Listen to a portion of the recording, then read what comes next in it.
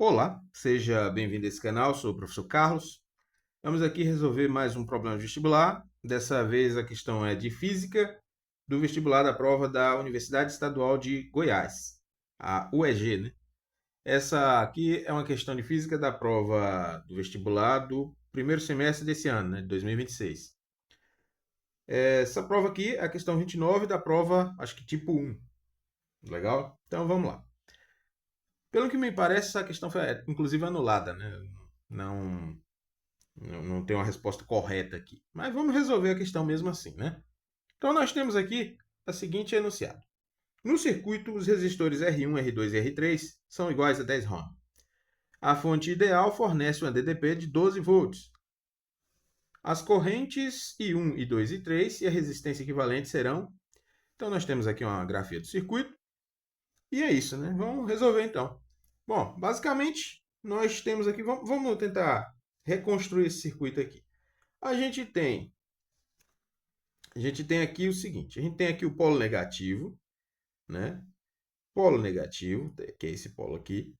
E aí esse polo negativo vai e encontra aqui no caminho dois resistores em paralelo, que são o resistor R1 e o resistor R2.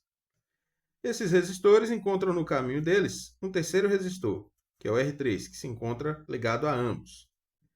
Aí, o ramo que liga R1 a R3 e o ramo que liga R2 a R2 se juntam aqui, viram curto. E aí eles voltam para o polo positivo, que é esse outro lado aqui. Entre esses resistores, a gente tem aqui uma diferença de potencial de 12 volts, né, que foi dada aqui no problema, 12 volts. Então, V vale 12 volts. Os valores de R1, R2 e R3 são todos 10 ohm. Tá legal? Aí ele pede para a gente os valores das resistências equivalentes e das correntes que cada resistor vou deixar passar, né? Bom, muito bem. Aqui de cara a gente já consegue ver, por essa grafia aqui, qual é que é a resistência equivalente do circuito, né? Perceba, a corrente que sai daqui do polo positivo, vou até tentar desenhar aqui melhor. A corrente que sai aqui do polo positivo, por exemplo, sai aqui a corrente I. Essa corrente, ela vai se dividir. Vai vir um pedaço para cá e uma parte para cá. A corrente que se divide, né? Vou chamar esse ramo de I2, essa daqui, I1. E essa aqui, I2. A parte da corrente vem por I1, que é esse ramo aqui. Aí chega aqui nesse momento, ela encontra aqui uma opção de caminho, né? Que é a seguinte: ou ela vai direto, passa pelo resistor 1, ou ela segue pelo resistor R3. Ou ela se divide, né? Não tem muito sentido ela se dividir, porque o que vai acontecer? No ramo I2, você vai ter a mesma coisa acontecendo, né? A corrente teria que passar por R3 e voltar lá por R1? Não.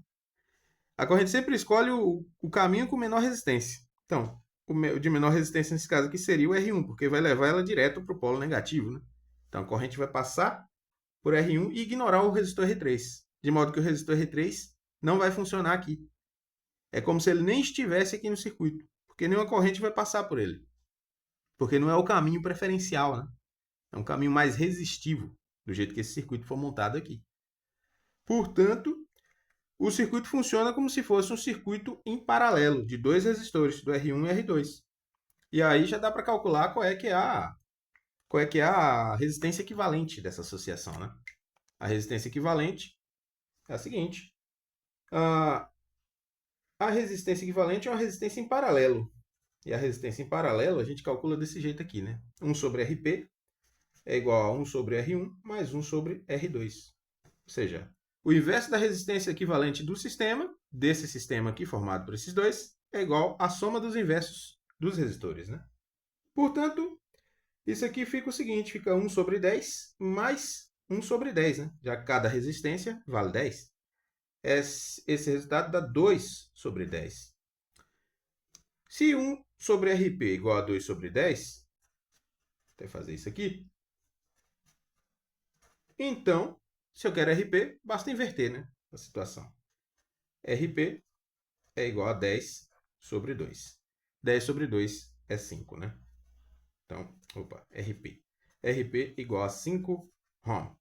Então, já temos aí a resistência equivalente da associação. A resistência equivalente é essa, 5 ohm. Com isso, a gente já mata a charada aqui de qual é que é o valor da corrente, né? Se a resistência equivalente é 5, e eu sei que o DDP, ou melhor, eu sei que o circuito inteiro está sob a DDP de 12 volts, qual é que é o valor da corrente? Basta usar a lei de Ohm, né?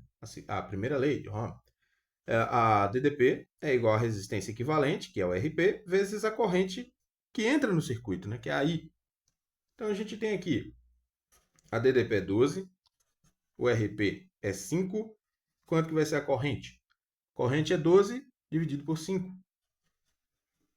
12 dividido por 5, que multiplica aí, né? Isso dá 2,4, né? Amperes. Então, se a corrente total que entra no circuito é 2,4 amperes, e eu já sei que o resistor 3 não é atravessado por corrente, qual é que deve ser o valor de cada corrente que atravessa cada resistor? Só pode ser a metade, né? A corrente vai se dividir igualmente para os dois, já que os dois resistores são iguais. Então, o valor da corrente vai ser 1 e 2, né? E 1, metade de 2 e 4 é 1,2 amperes. E 2 também é 1,2 amperes. E, consequentemente, e 3, como a gente já havia concluído, é 0, né? 0 ampere. Portanto, está aqui a solução. A solução implica, então, no seguinte, né?